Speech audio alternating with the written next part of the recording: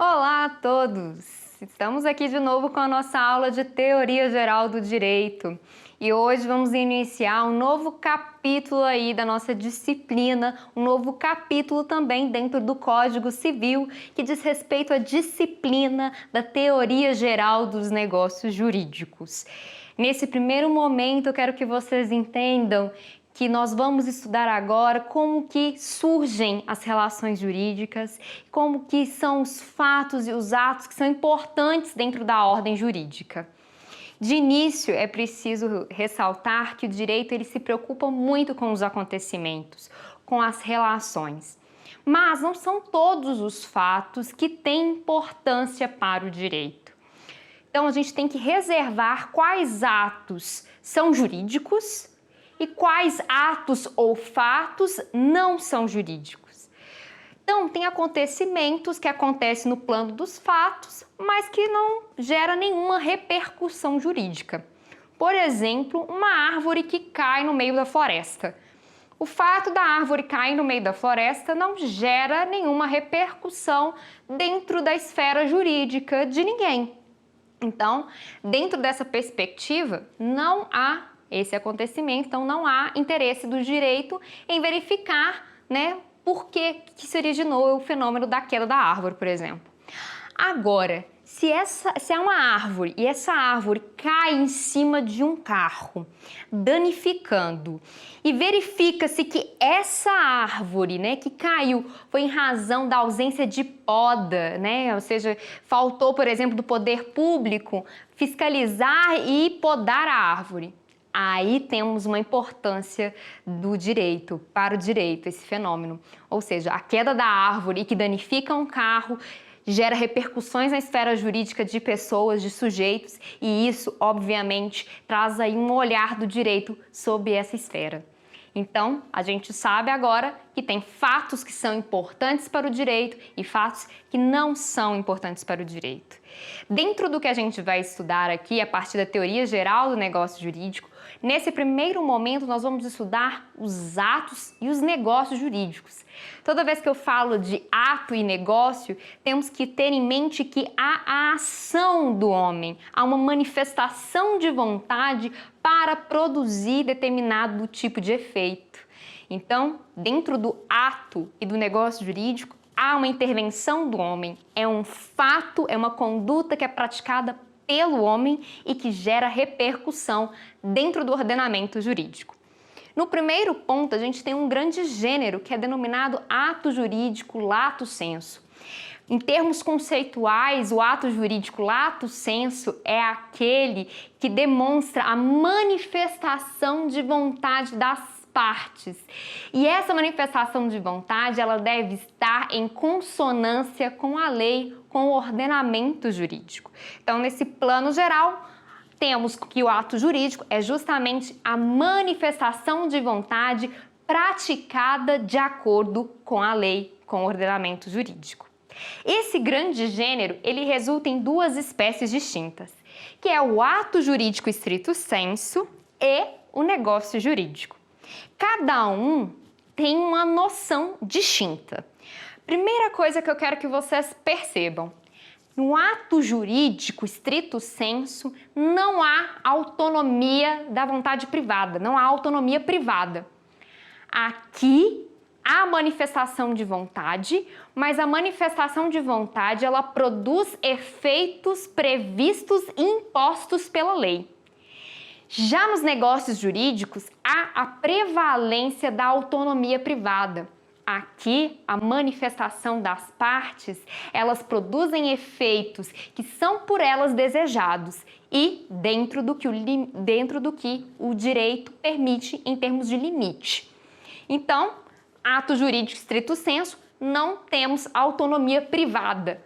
Negócio jurídico, temos autonomia privada.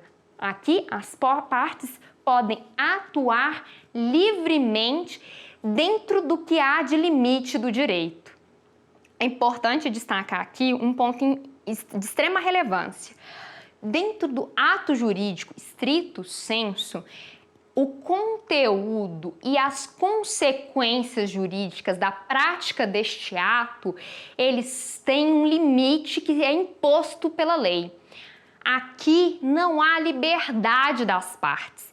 Isso significa que as partes elas estão presas a um limite que é imposto pela lei. Então elas não têm liberdade, elas não têm autonomia para decidir quais serão essas consequências e qual será o conteúdo desse ato jurídico. Então elas estão presas definitivamente por limites. É como se eu estivesse aqui, ó, dentro desse limite que vocês estão vendo aí na câmera. Eu tenho possibilidade de movimentar, eu estou limitada. Essa é a noção que está por detrás do ato jurídico. Vou dar um exemplo para clarear aí a ideia do que é esse ato jurídico estrito sensu. Vou dar um exemplo aí do reconhecimento de um filho. O ato de reconhecer um filho, ele é considerado um ato jurídico estrito sensu, uma vez que há para o sujeito apenas uma alternativa: escolher ou não praticar o ato. A partir do momento que ele pratica o ato, que ele reconhece o filho, todo o conteúdo e as consequências já estão pré-determinadas na lei. Isso significa que, a partir do momento que você reconhece um filho, você já sabe que você tem o dever de prestar pensão alimentícia, dever de prestar afeto, prestar assistências em todas e qualquer necessidade. Esse filho seu terá direito à sua herança. Então, todas essas características e esses conteúdos, essas consequências estão impostas pela lei. E aqui não cabe ao indivíduo que pratica esse ato renunciar esse conteúdo, renunciar essas consequências.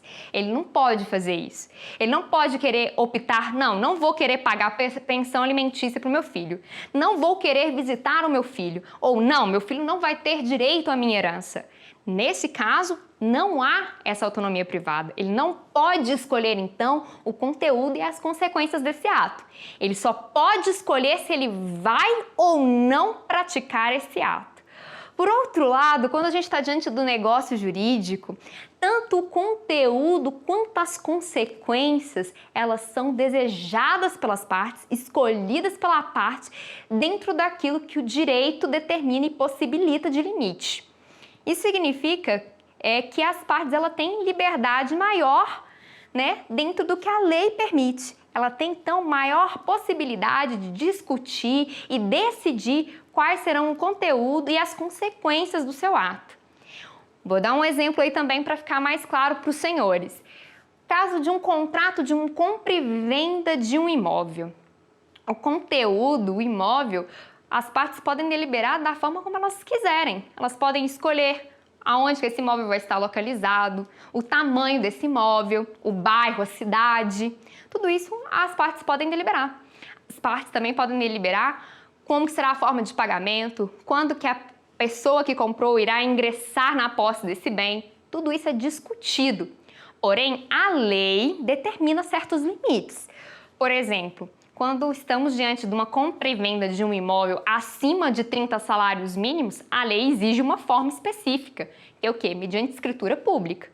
Ou seja, as partes têm autonomia privada, têm plena manifestação de vontade para escolher o conteúdo e as consequências desse ato jurídico, mas a lei impõe um limite, que seja feito através de escritura pública.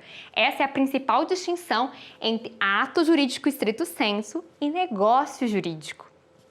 Por outro lado, a gente também tem uma figura que ela é importante de ser estudada, que é o ato-fato jurídico. O ato-fato jurídico, ele não tem manifestação de vontade. Na verdade, a pessoa que pratica o ato-fato jurídico nem sequer imagina quais são as consequências jurídicas que implica na prática desse ato. Aqui, o direito que estabelece essas consequências jurídicas. O ato-fato jurídico aqui, então, como não tem manifestação de vontade e a parte também não sabe quais serão os efeitos e nem deseja que os efeitos aconteçam, aqui há uma prevalência, então, da lei, da imposição da lei. Um exemplo clássico disso é quando uma pessoa encontra um tesouro. Pela ordem jurídica, uma pessoa que encontra um tesouro, ela tem direito a metade do que ela encontrar. No momento que ela foi e encontrou aquele tesouro, ela não pensava que ela poderia ganhar a metade, de acordo com o Código Civil. Ela não imaginava esse efeito, ela não desejou essa consequência, mas o direito, ele impõe essa consequência jurídica.